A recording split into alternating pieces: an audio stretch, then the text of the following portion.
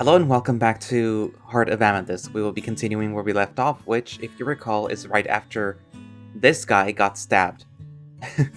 And he presumably died. Or did he? But yeah, we're gonna see what happened to him, or at least, how he grew up a little, I guess? But anyways, let's continue. Chapter 1, The Three Guardians.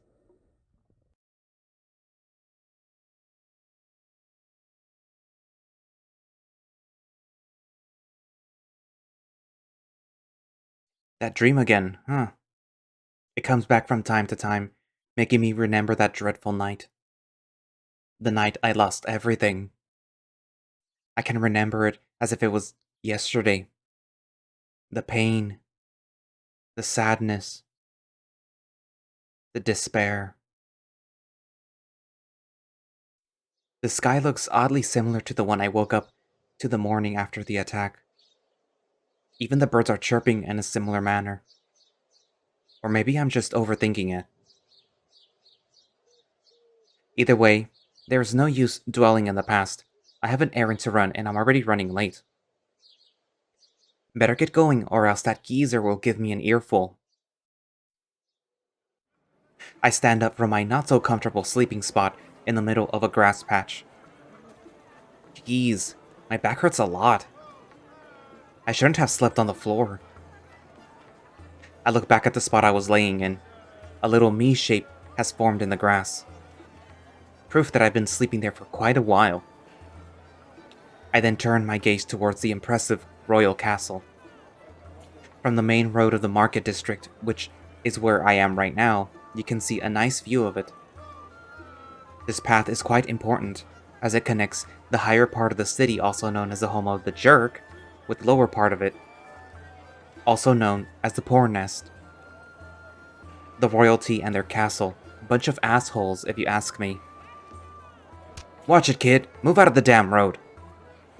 While being distracted, an old man bumps into me and curses me while doing so. Sorry, I say back, but he just huffs and leaves in a hurry. I don't blame him for being mean. The street isn't that big, and I'm just standing like an idiot looking at the castle. I take a last glance at it, then turn around and begin walking alongside the others. The streets are crowded as per usual. This is the capital after all. Looking around, you can see many people carrying heavy-looking bags. Most of them must be farmers trying to sell their goods. The land of us canines is very rich. Sadly, on the other hand, we have the shitty policies that pretty much make it impossible to run a decent establishment in the city. So I would say the best option is to not be in the city. Any small village should do. Trust me on that one. You don't want to be stuck here more than necessary. What are you doing? Stopped! My cabbages! I hear a scream, and upon closer inspection, I can see two guards taking it out on a middle-aged fella. They are dismantling his selling post. The poor dude probably didn't know that street selling is forbidden. He's most likely an outsider. Nay, please, stop!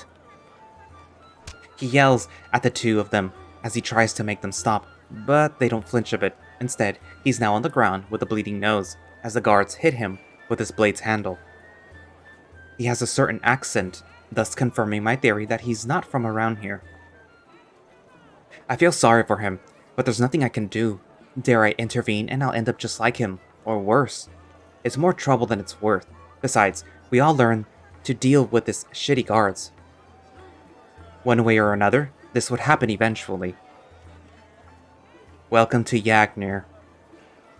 After a while, I decide to ignore them and carry on. It doesn't take me long to retrieve the old man's order of meat. We were running low in stock, so I had to pick some up. I paid 10 silver Andras coins for it. A little expensive, but meat has always been expensive.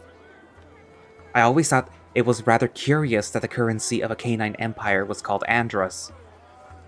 Like, it's obvious that it comes from Andreas, but whoever came up with that idea wasn't very creative. As I walk back, I don't see the cabbage dude anymore, He probably picked whatever he could retrieve and left. The guards most likely confiscated the cabbages. I can already picture the scene in my head. They're supposed to protect us, but all they do is use their power to terrorize the people. Things have been in a very bad shape for the past 12 years. Those rich bastards do whatever they want at the expense of the old and useless king, including creating a stupid law against street selling. Worthless pieces of scum. I sigh, noticing how worthless it is for me to be getting this worked up. It's not like I can do anything about it. I'm lucky I wasn't here for the first 2 years of this. The old man talks about the many riots that started 12 years ago. Shit got ugly real fast, and now guards have the authority to terrorize whomever they see fit, as it is a royal decree. I decided to drop the topic and just keep walking. I'm not that far away from our shop. I'm back. Sorry for taking so long. I enter the shop and yell as hard as I can. He won't admit it, but he's clearly losing his hearing. Soon enough, Mr. Biscotti walks into the room. He's still the same old Biscotti. He hasn't changed much these past years. The man is built like an ox after all. Took you long enough, boy. Welcome back. He welcomes me with a warm smile. His clothes are a little dirty and dusty. He's most likely been rearranging and cleaning the shop, and most importantly, the back room. Did you bring me what I asked for? Or will I be sacking wheat instead of meat? The old man begins to laugh hysterically.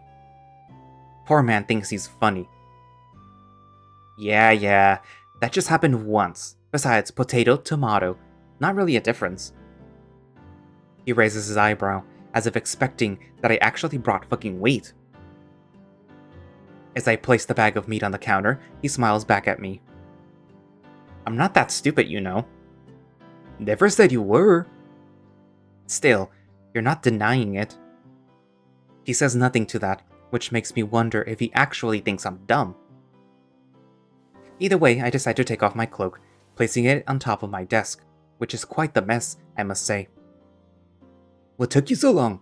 You didn't run into any troubles, did you? I had to fight off 5 guards that were terrorizing a poor helpless man.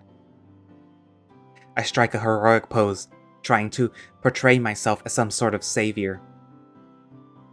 Really now? How come you're not injured? Because I'm a really good fighter?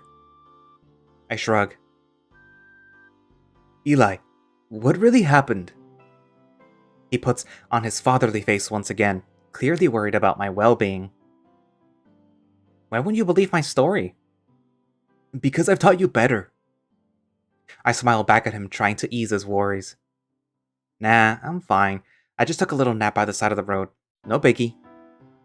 If you need to take a nap, why not use your bed? Well, the grass looked fairly comfortable. Don't blame me. And it did, but I guess I was wrong, because now I have an aching pain in the lower half of my back. Whatever am I going to do with you, boy? You need to take the situation more seriously. What if you get... He stops on his tracks, clearly trying to find the right way to proceed with that sentence, but giving up eventually, as there was no way to salvage that. This turned to be a really uncomfortable situation. So I decided to cut him some slack and apologize. No need to get all worked up over something so silly. Look, I know what you're gonna say, but I'll be fine. Sorry for worrying you. I'll try not to let it happen again. He smiles at that and walks towards me. I ready myself for a hug, opening my arms wide. But instead, I receive a punch on the back, making me jump in pain. What gives, old man? You seemed in pain. Just trying to help ya. He mischievously smiles back at me, as he takes the meat with him and locks himself up in the back room. I rub the place of the impact, trying to get rid of the pain. Shit, this will leave a bruise. Probably. Need anything else? No need, kiddo. Just do your own thing for the rest of the day. I smile at that.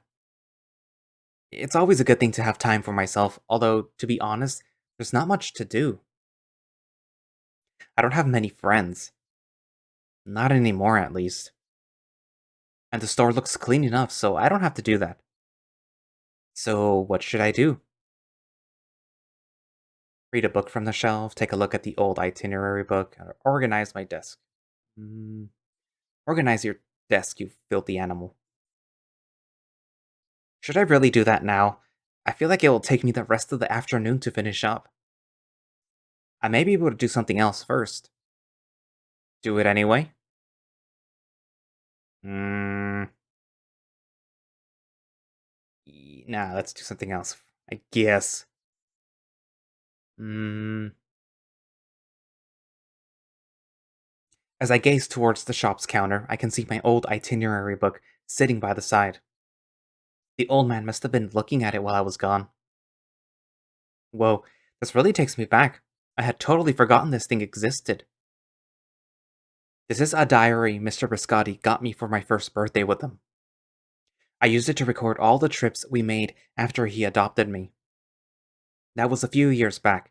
We pretty much went everywhere. I opened the first page and read the way I named it as a child. Ultra Secret Mission to find my sister and go back to the forest and be happy again by Ehlly Biscotti. Oh wow, I really used to be a silly kid. This was the first time that I used his last name as my own, though. When I lived with mom and dad, we didn't have one, so Mr. Biscotti thought that it would be a good thing to give me his. Gee, that old man really has done a lot of things for me, huh? I flipped through the pages. In them are described the many trips and plans we came up with, trying to find Mary. We pretty much swept through the whole canine territory looking for her. There was no luck, though. Not a single person had heard about a young white vixen with purple marks on her body. We eventually stopped searching as we had no more leads where they could have taken her. The conclusion we reached was that she must be somewhere in the higher city, the only unreachable place for us. The memory of my sister comes back to me at full speed. She's probably a teenager by now, as I haven't seen her in 10 years. I haven't given up, I promise. I say to myself, trying not to think too hardly on this. She's fine, and I will find her no matter what. I continue checking the diary and tuck the few pages between my fingers. There's a cute drawing of two wolves holding myself by each of my hands. One is obviously the old man. The other. I miss you tons, Miss Biscotti. I'm sure he does too. I trace the drawing with my fingertips, remembering the good times. She died 2 years ago from an unknown disease. Ever since then, things have been complicated. We don't sell as much anymore, as it was her charisma that brought people in. Besides, Mr. Biscotti is not the best merchant, and his math and selling skills are really bad. He's good at finding good stuff, but when it comes to bargaining, he's lucky he has me, and I'm lucky that she taught me everything she knew. It's thanks to her that I actually know how to read and have a decent education. Well, that's enough sappiness for one day.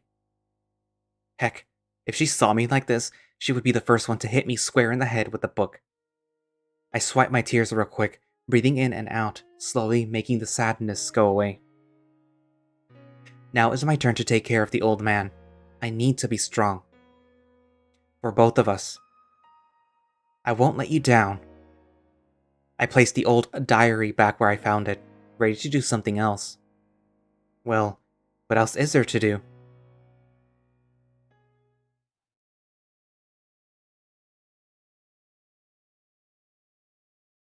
I think hard for a second trying to figure what to do. Books seem like a good activity, not the most interesting one, but I'll make it do. I took a look at the bookshelf, running my hand through all the options for this afternoon. We own a decent amount of books, and I read most of them. Except for my biggest enemy, the world's encyclopedia. I've never managed to finish this book. All the dates, facts, and important events just mix up in my head, making it hurt after 40 minutes of reading. Give or take, depends on my mood. Well, maybe today will be the day. Might as well give this old thing a try. So I sit near the window, placing the heavy book on my lap. It has over 100 pages, and most of those are filled with dates and general knowledge. We're really lucky to have this sort of book. Most people don't see it, but knowledge is really important in this world. I sound like the old man already, but it's true. You learn to value it when you travel as much as we used to do. Anyway, I'm getting out of track. I need to focus or else I will never defeat this foe. The title reads Encyclopedia of the World, an extensive resume. Volume 2, by Callus XII, Grand Master of the Royal Library. Whoa, that's a mouthful, and I haven't even started. Despite that, my will is strong today, so I pick a random section of the book and dive right in. After the goddesses created the world, and the three races of it, 200 years passed before they decided to bless us with their magnificent gifts, which made the survival rates go up. Ironically enough, just 500 years after those were given, the divine plan backfired, and the birds from the north decided to colonize the rest of the land, killing the neighboring tribes as they saw fit. This would situate us in the year 3700, prior to Andreas, approximately. The war was initiated with the invasion of the birds on the feline territory. The felines, who by that time populated the plains of the east, were cast away, relegating them to the East Desert, the deadliest wasteland you can ever imagine. No crops can grow in such a place, and the water is quite scarce. If more information about the wasteland is needed, please check the flora and fauna section of this volume. The horrible condition the felines found themselves made them migrate further east, where they discovered the virgin island of Thenia, making it their new home. This process took over 1,000 years approximately, and even then, some feline tribes decided to stay in the continent, living in the desert and creating the first scavenger tribes, which we shall discuss in the following volumes. Tracing back to the bird conflict, as the felines migrated east, they continued their relentless expansion on the mountain section of the continent, setting their eyes on the south as they now seek to cast away the canines as well. By that time, the canine tribes were quite sparse, so against the growing empire of the birds, we didn't stand much of a chance. They killed thousands and enslaved even more. Luckily for us, the mountains and forests surrounding them proved to be a safe haven, allowing a few to escape there. This status remained for over 1,200 years, which means that by the time that the felines had finally set in Thenia, the canines were being secluded to the icy mountains of the west. But this wouldn't last, because as the birds thought their victory was secured, a civil war ignited between two opposing political bands. More information will be presented in following volumes. The canines used this opportunity to take the capital of the Bird Empire, burning it to the ground and freeing the comrades that were being held as slaves. This event took place in the year 1950 prior to Andreas. Gee, I'm gonna stop there. So many dates, wars, and whatnot are making my head hurt a little. Although, that last date, if the Canine Empire technically started in the year 1950, prior to Andreas, and we're currently sitting in the year 567, then that means that our society was over 2,500 years in the making. Which can seem like a lot, but considering that the whole continent was stuck at war for the first 2,000 years. Besides, there was one more thing. The fact that the Apostle is never mentioned in any history book makes me curious.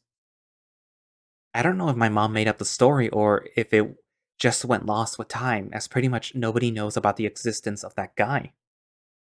And the church makes it look like Andreas was the sole savior of the world, as he stopped the whole war by himself.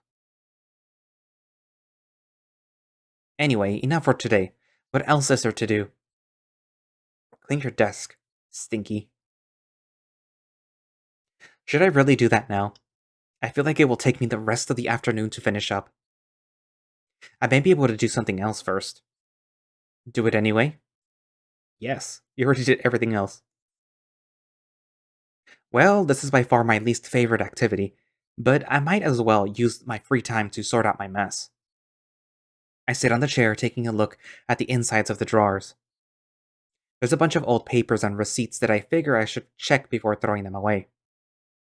So, as boring as it sounds, I must do this myself because the old man isn't the best at keeping track of numbers and money. So, yeah, here we go. Fun times. The afternoon goes by rather quickly. I just finished checking all the papers stuck in my desk. I wrote down all the important data and threw away all of the rest. I lean back on the chair and sigh. This was supposed to be my free time and I ended up wasting it with work. I take a look outside. There's still a few strugglers finishing up their day. The sun is setting, filling up the room with a nice and melodic orange light. You okay there, boy? Mr. Biscotti exits the back room. Looks like he's been polishing all the metal artifacts we own. Hopefully they'll sell soon. Yeah, sure. I just finished sorting out our money issues. We really need to sell some stuff if we don't want to starve next month. I stand up from the chair, reaching his eye level. Or trying to. I'm still on the lower side of the male population. I'll figure something out, don't worry, kiddo. I raise my eyebrow, not really sure if I can trust this newfound confidence on his. Talking about sorting things out, your birthday is coming up next week. Anything special you want? Oh, I totally forgot. Is it really that time of the year? Whoa, I'm really getting old. I mean, I'm just turning 21 and I feel like I'm 40 already. I sigh, feeling the burden of the years slowly weighing on my shoulders. It's been 10 years since I left that forest. What have I really accomplished? By my books, I've just been a nuisance to the pair that took care of me. What is that long face for? Having second thoughts about becoming an adult? My ears perk up as I notice that I've been staring into the nothingness for a while. He must have read me like a book. The man is really good at that. Or maybe I'm just that easy to read. No, it's not that. I'm not sure if I really want a gift. You've given me so much. It just seems a little unfair. I lie. He doesn't need to know my inner turmoils. It's better if I deal with them myself. Nonsense! You're my kid, and you'll have a gift. So, make your mind soon, or else I'll pick it myself. He makes it sound like a bad thing, but to be honest, Mr. Biscotti is really good at making gifts. It is as if he knew exactly what I wanted by just looking at my face. I'll give it some thought. Thanks, old man. He pats my back and then climbs the stairs to his room. His heavy footsteps make it sound like the wood will break, but this house has been around for generations, so I doubt that'll happen. I should hit the bed myself. I'm spent. I take a last glance at my desk. Everything seems in order. Except for... Buried among some old papers, which I must throw tomorrow, there was an old rusty medal. I grab it, inspecting it. It's the old emblem that I ripped off that bastard's cloak. It brings back bad memories. That's why I stored it in that drawer. I don't like having it around, but it's true that this is the only lead that I have left as to where my little sis could be. I grip it harder, leaving the marks of the metal on my paws. Thinking about them makes my blood boil. To be honest, I don't know what this thing is or what the symbol means. Kind of looks like a 4, like the Fantastic Four emblem. No person that I've asked has given me answers. Maybe I should take it with me again, just in case. With that in mind, I store the emblem in my pocket. Then I blow off the candles and head for bed.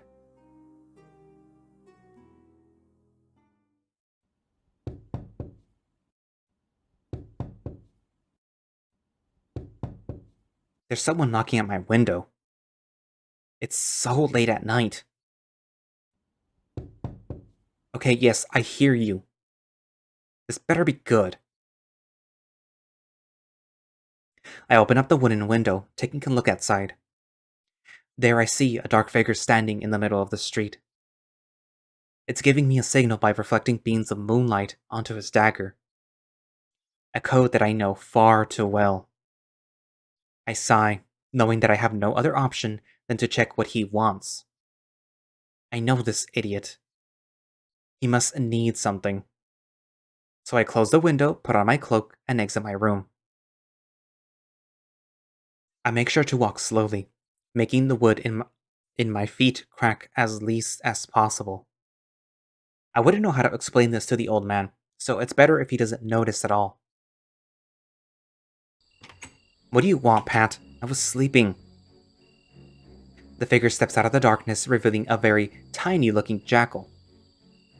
An old friend of mine, you could say. Yeah, no shit. I had to knock like 20 times. I sigh, clearly frustrated that I was woken up this late at night. My sleeping schedule is often a mess, and for once... What are you doing here anyway? I told you guys that I'm not interested in going back to the gang. Those days are over. The little jackal is looking around as if he was doing something sketchy. Wouldn't surprise me, Pat and the others are always up to no good. Stealing, pickpocketing, vandalizing, among other things. That's what they do. Yeah, I know, but you have to trust me, White. This time we have a huge deal and Hugo wants you there personally. He knows you're the best at picking locks. I huff at that, knowing that it is true, but tired of hearing him talk. You guys always have an excuse to ask me back, but like always, my answer is still no. Night, Pat. Wait! I'm about to turn around, but the jackal grabs my cloak and stops me from leaving. He looks kinda desperate. I decide to give him a little more of my time. Not sure why, I just did. I'm telling you, White, you don't want to turn down this offer. Hugo has been really patient with you because of the past you guys shared. You don't want to ruin that, do you? Is that a threat? I grab him by the collar, lifting him from the ground a few inches. I also frown and growl, trying to look as intimidating as possible. You're a few inches away from being able to threaten me, Pat. I know, White. I didn't mean it like that. The little guy is shaking. He's always been a coward. The type of sketchy fella that would rather let others fight for him. But he really needs help with this one. I'm telling you, it's big. I drop him as I raise my eyebrow.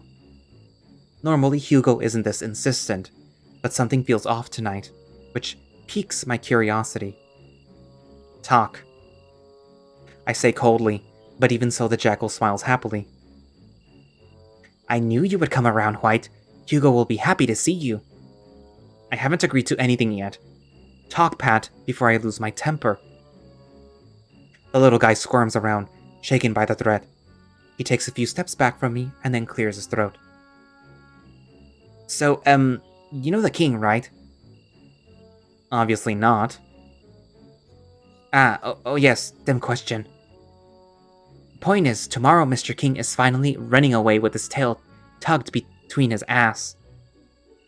A reliable source told us that tomorrow multiple carriages will reach the port at noon. With the king among them, of course, but most importantly, many of his riches. Wait, are you guys planning to... Yes, we'll steal from the king himself. We'll be rich! White, freaking rich, I tell you! This is big indeed. It's risky, but these guys know how to make a distraction, which means that I would be free to check the carriage myself. But is it really worth it? What if I get caught? I don't want to go to the cells again. Seeing Mr. Biscotti's expression as he saw me in the dungeon that time was heartbreaking enough. That being the real reason why I left the gang in the first place. But still, with that much gold, we could live the rest of our lives without needing to worry about a thing. Meaning that I could focus in the search of my sister while giving him the life he deserves. So, you in, White? His voice makes me jump as I was deep in thought. Balancing the good with the bad, I think this is worth a shot. It may actually be the last chance that I get at earning good money. Tell Hugo that I'll be there, but make sure to tell him that he better not bail on me again, or this time I will rip his balls off for sure. Understood? I know we could count on you, partner. See you tomorrow. The jackal nods a few times before setting off into the darkness. I watch him vanish in front of me. He may be weak, but he sure knows how to vanish. Once I make sure he's far away, I lean on a wall and then lay on the floor. I look up to the sky and sigh, not sure if I took the right decision. But there's no turning back now. I have to commit to this. So they better have a good plan. The next morning comes up real fast. I didn't get much sleep though, as my mind kept racing back and forward, thinking about the decision I took yesterday. I can't help but wonder if I rushed it. Mr. Biscotti gives me breakfast and tries to chat with me. But I'm far too distracted to put up a decent conversation. Hey boy, you okay? Seems like your head is on the clouds today. That snaps me out of it. I try to feign a smile, but he knows me far too well to fall for that. I didn't get much sleep yesterday, that's all. Something on your mind? Gee, am I that obvious? You could say, yeah. I'm just, not ready to be a grown-up. I try to come up with something on the spot. He has no reason to doubt me, so I hope he buys it. Well, it has its ups and downs, but you'll get through it. You're a really smart boy. Oh, yeah. Thanks. Really? That all you got? Come on, Eli, come up with something else. Oh, I was thinking I still haven't decided on a gift yet, so I'll do that today if that's okay. Don't worry, I'll be out for a while after lunch. Need anything from the Central Market? He places his hand on his chin and looks up, probably trying to remember if he needs anything. Eventually, he denies this with his head. Not at all. You do your thing and be careful, okay? Thanks. We didn't do much for the rest of the day. But when it's time for me to leave, the guilt in my gut almost ate me alive. Because when he saw me off, he smiled. Now I'm standing in the promised alley, waiting for Pat to show up. Soon enough, I see the little jackal's figure on the street. He enters the alleyway, trying not to look suspicious. So? I ask, feeling the palms of my hands sweating like crazy. It's been a few months since I did this, and I don't feel ready at all. Hugo and the others are in place already. We'll just wait until the carriage arrives, but make sure to create a nice and explosive distraction. Then it'll just be you and me, like old times. I huff at the last comment. Hugo might be a sketchy guy and a big jerk, but at least he has some sort of honor. Pat, on the other hand, I wouldn't bet a single Andros on him, even if my life depended on it. Relax, White. After we steal from the king, we'll be swimming in gold! So, what's the signal? Oh, trust me, you'll know. Just wait for a big bang. My ears perk up at that. Does that mean Hugo is using the fire magic again? Why would Hugo use fire magic again? Is he crazy? Don't worry, White. He won't. This time our provider made a deal with a merchant from the east. And you know what they say? Cats make the best explosives. He winks and giggles back at me, not really calming me down. The opposite, actually. Well, at least that idiot won't be using magic. Although, what sort of benefactor did these guys get this time? If they bought from the felines themselves, they must be wealthy. No use beating around the bush, need to focus. Okay then, we need to climb this roof so that we can see them coming. After you then. I move to the side, opening the way for him to try and jump onto the wall. The little jackal tries to climb the wall, but his legs won't even reach, making me chuckle at the sad sight in front of me. He huffs, annoyed. Poor fella can't help but be tiny. I kinda understand his pain. I'm not the tallest man around, so I decide to not be a jerk and help him out. Here, give me your foot. I squat, placing my back to the wall as I join my hands together, giving the little guy a stepping place. Can we not talk about this? My lips are sealed.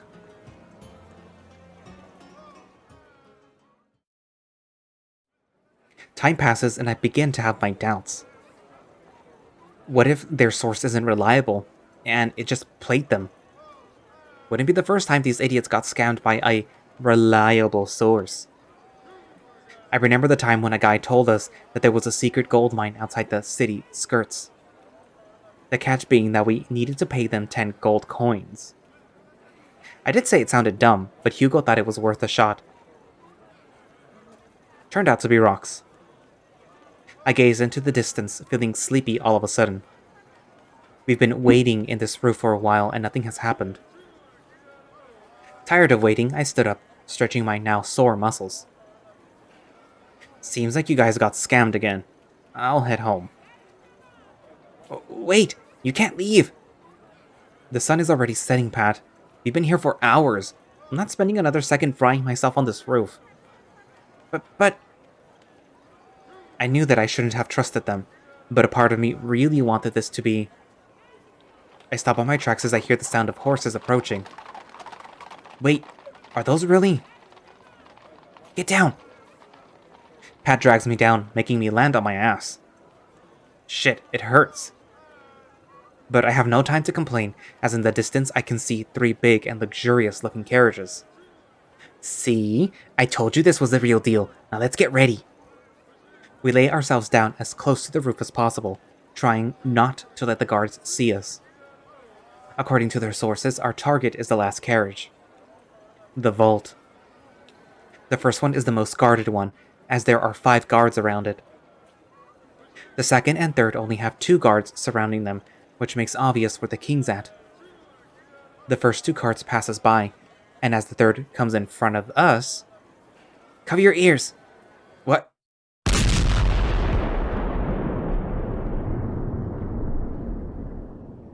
Before I even acknowledge what's happening, there's a big explosion in a building a few houses ahead of us.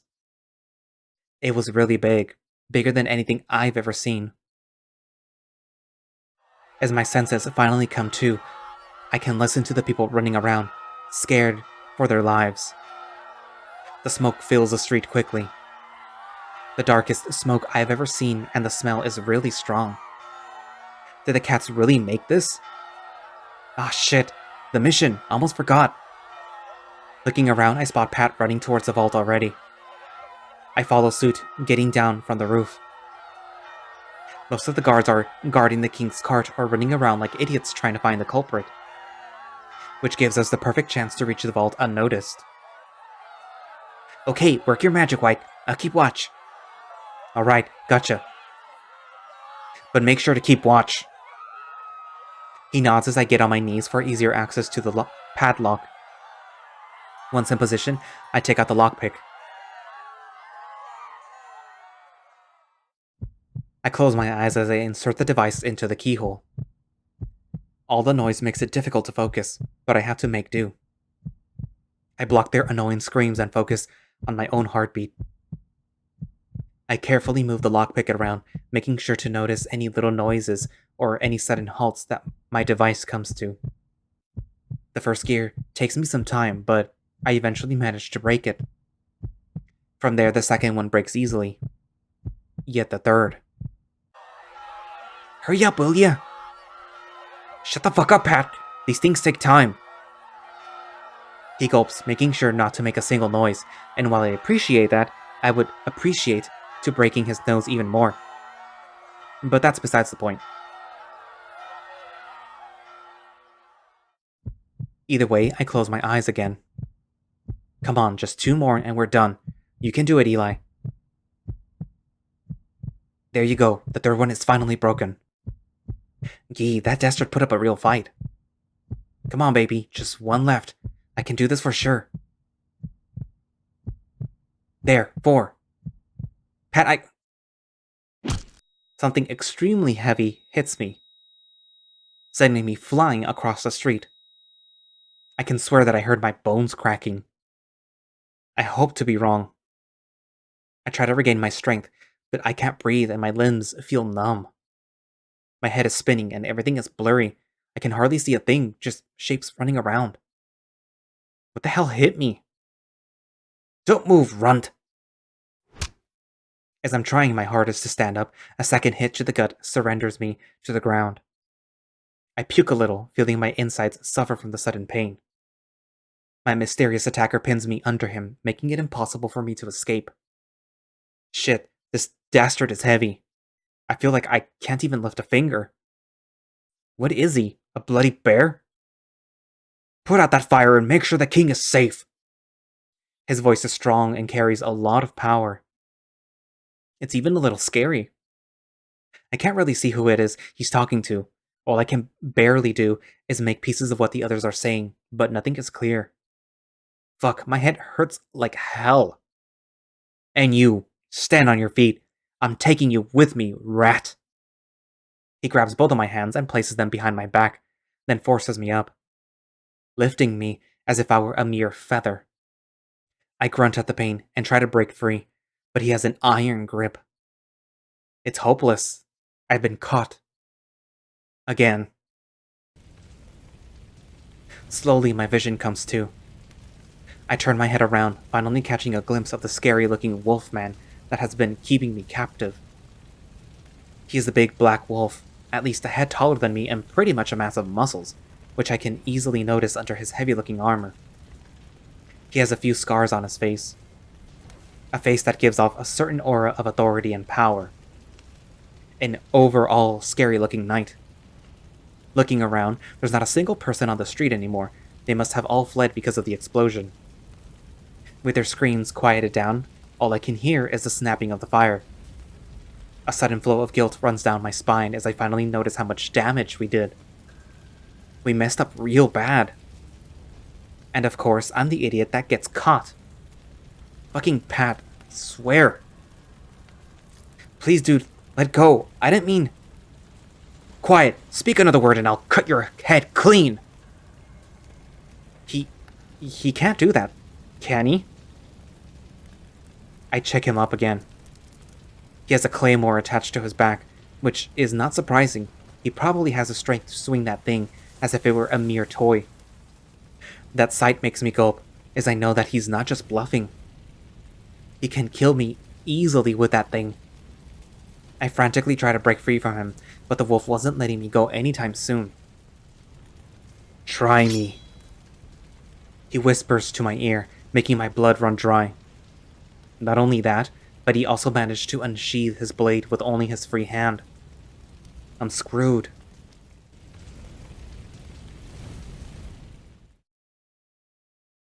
He held me there for a while, until the sun had almost disappeared in the horizon. He never got tired or even moved an inch. He just commanded the other knights and waited. The fire has been put out and the other guards are dispersing the curious ones that wanted to get a glimpse of what was happening. Captain, everything has been taken care of. One of the many guys that has been running around approaches us, bowing in front of my captor. I'm guessing this jerk is a big deal. Well done. Now, there's one last thing to do. I quickly find myself being forced to the ground. The big wolf hits the back of my leg, giving no other option but to kneel. I'll execute him right here. That ought to teach them a lesson. He gets his sword ready. One swift strike from that, and I'm done. Am I done? Am I really going to die here? But please, don't do it! I would stay still if I were you, or else I might not cut your head properly. His voice is cold. He's really going to do this. I'm so sorry, Mr. Biscotti. Suddenly, the door of the front carriage opens, and a very old-looking fella steps out of it. He is wearing a very expensive-looking suit, and looks as if he would break at any given moment. I've heard rumors that the king is over 90 years old, but seeing it this close... Your Majesty, Please remain on the cart. Everything is being taken care of. Well, if everything is being taken care of, then I don't see why this old wolf can't stretch out his legs a little. The big man grumbles but says nothing else. Meanwhile, the king turns his gaze to me. Or, I think he does. I can't tell for sure because of the hair covering his face. He walks closer to me as he is clearly inspecting me. Then his eyes land on mine. He stares at them for a full minute, his face turning sour as if he just saw a ghost. This is honestly a little embarrassing. By the goddesses! Sir Roderick, who is this boy? He's a mere street rat, your highness. He'll be executed on the spot, as a lesson to the others who will most likely be watching us. The mention of my execution makes me tear up a little. Fuck, I don't want to die. Please don't. Quiet! Don't you dare speak in front of the king! At ease, Sir Roderick. No one needs to die. Especially not such a young soul. That seems to shut him up for good. He didn't let go of me, though. A guy can dream. Here, child. Stand up. The king kindly helps me back on my feet. Of course, I'm still stuck on Roderick's grasp, but it's better than being on the floor for sure. He never stops looking at me, as if I were a unique animal that he just found. Heavens! It's really you! What now? I say back, clearly irritating Roderick as he holds me even tighter, making me hiss from the immense pain. Sir Roderick, please, do not hurt this child. But sir, he is a mere street rat. He tried to steal from you, and it's highly likely that he and his companions ignited the fire. Yes, that seems to be the case, but I must have a chat with this child. So get him ready, Sir Roderick. We shall take him with us to Rose Island. That statement leaves both Roderick and I speechless. None of us know how to respond to what the king just said.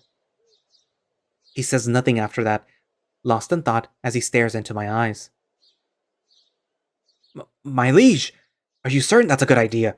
You don't know this kid, and he's a criminal. He finally snaps out of it. Meanwhile, I remain quiet throughout the whole interaction between the two of them. Clearly, traveling to the fort is better than to be executed in the middle of the street. But what would they do with me once we're there? Sir Roderick, don't make me repeat myself. He shall accompany us to the fortress. I'll leave you in charge of the security as per usual. The king speaks with a commanding voice, quite impressive for an old man, because he managed to shut up the knight. After that, he just vanishes back into the carriage, leaving me at the mercy of the wolf. You're lucky the king has such a great heart, you little rat. Now, go to sleep. But the last thing that I saw before losing consciousness was his mighty fist hitting my face. After that, nothing comes to mind. Just darkness. I don't dream. I don't feel. I don't think. Just darkness. I've never seen anything like this before. Is someone there? What is it? I can faintly hear some voices. I'm not fully conscious yet, so I can't say for sure, but they both sound like males. These marks are not normal. They're not tattoos of any sort, and I can sense a faint ancient magic coming from them. Besides, his iris. It's purple. Purple? Are you sure you checked properly? That's impossible. I know what I saw. Check for yourself if you don't believe me. There's a momentary silence, and then I feel a gentle touch. He presses his paw against my face, and then moves it away. Nah, I believe you. Better not wake the Sleeping Beauty. That book is awful. You should read something better than that. Said touch suddenly moves to my chest and then my torso. Do you think they reach further down? You mean the marks? Yeah, they do. They're engraved throughout his whole right side.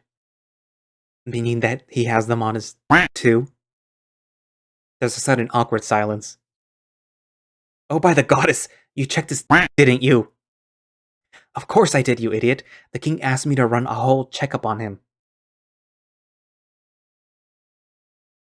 Well, how did it look?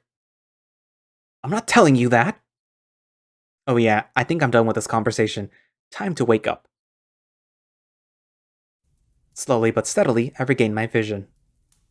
I can see two men standing by the end of the bed where I'm laying in. The room itself looks extremely fancy, and I must admit that I feel really tempted to keep pretending to be asleep, just to be able to lay on this bed for longer. They haven't noticed that I've opened my eyes already, so I could probably pull it off.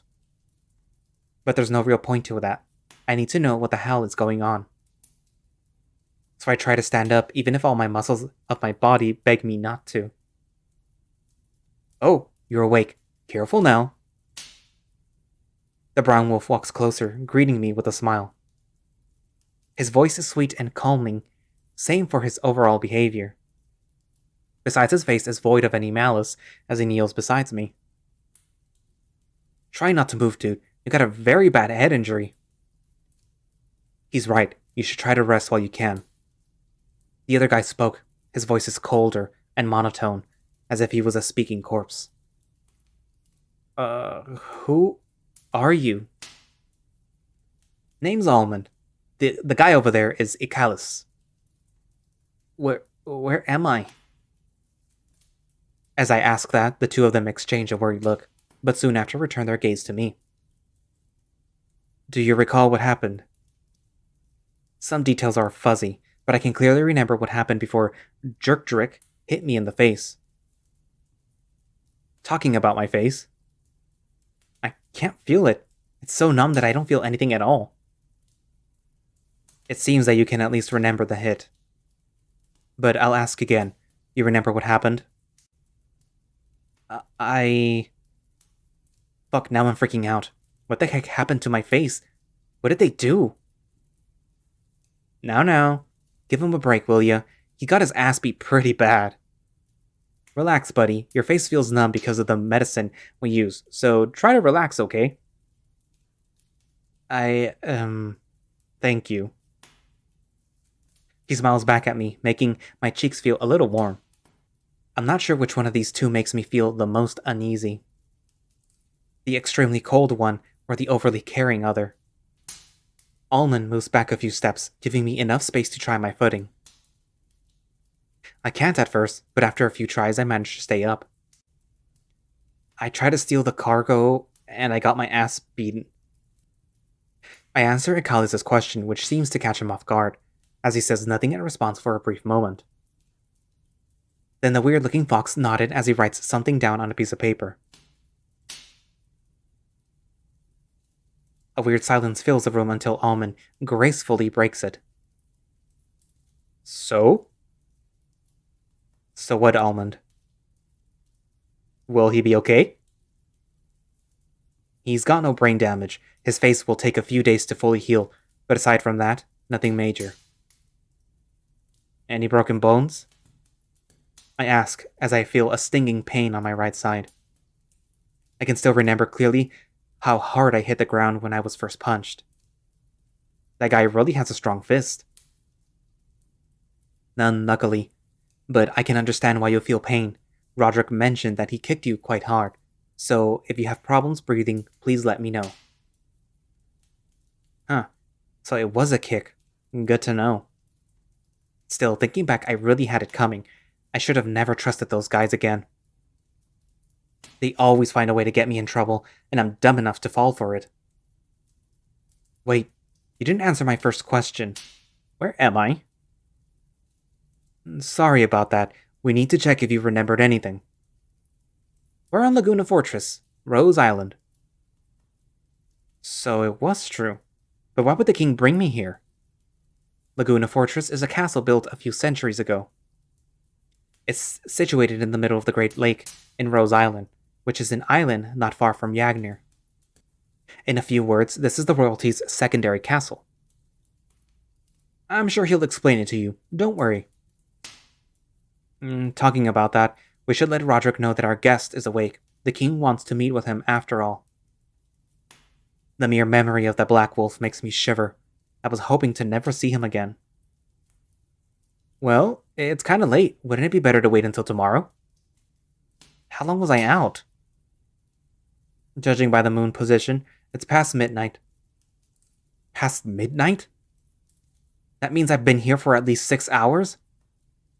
Fuck. Mr. Biscotti must be worried sick. Shit, I need to go back to town. There's someone important to me there. You're not going anywhere, Runt.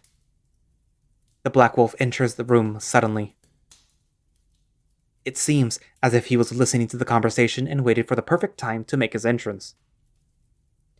Can he walk? His tone of voice seems rather irritated, but can't help but wonder why. He barely can. Maybe try not hitting the king's guests next time. He should be a prisoner, if you ask me. Doesn't matter. Get yourself decent, Runt. The king wishes to speak with you. He moves a little closer to me, inching his hand to grab my wrist. Luckily for me, Almond intervenes, forcing the knight to take a few steps back. What do you think you're doing? His response is aggressive and forceful, but the tinier wolf doesn't move an inch, keeping a neutral face all the time. He needs some time. We should wait outside while he gets changed. He gives me a quick soft smile, then turns around and opens the door for the other two, clearly signaling them to step outside.